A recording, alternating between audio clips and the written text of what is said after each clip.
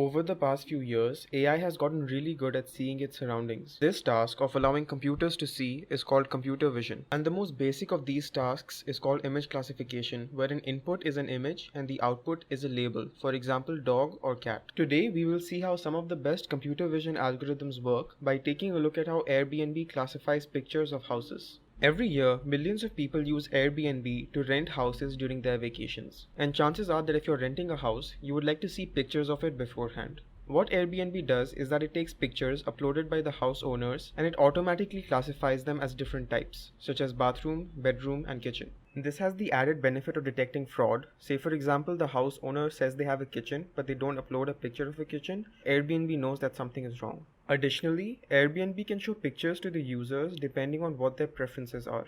So how does Airbnb take these pictures and automatically classify them? Well, it's through something called convolutional neural networks, also called CNNs. Let's take a look at how they work. When you see this picture, you know that it's a bedroom. And how do you know that? Well, you see pillows, you see a mattress, you see bed sheets, and you know that it's a bedroom. But unlike us, computers don't see these things. All they get is a series of numbers. So how exactly are we supposed to give a computer an image and make it figure out automatically what kind of room it is? Well, we could start off by getting the outlines of all the objects in the image. This is fairly easy using these two filters which detect the edges in an image. All we have to do is sweep these filters across the image, and the output that we get is all the edges that were present in the picture. Now if you combine two horizontal edges and two vertical edges, you get a pillow. And if you combine one horizontal edge and four vertical edges, you get a table. This shows us that we can make another filter which takes in the edges from our previous step and combines them to detect objects in our image. Now we know that if an object like a pillow and a bed is present in an image, it's most likely a bedroom. But if it's a pillow and a TV, it's most likely a living room.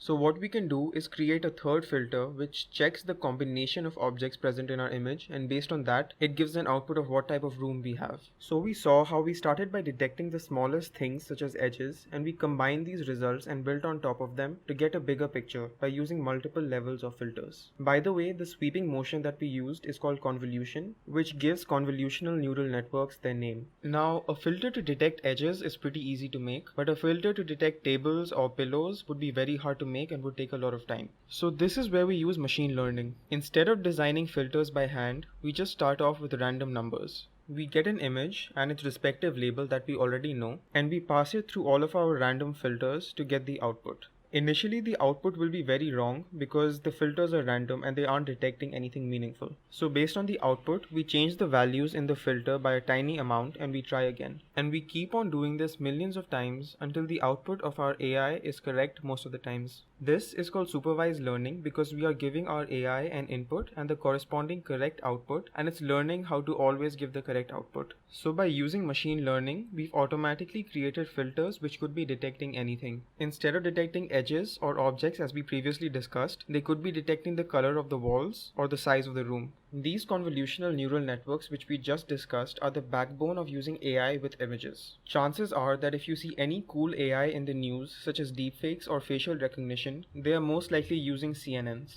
And now you know how Airbnb is able to automatically classify images with 95% accuracy for the few people who are still able to travel.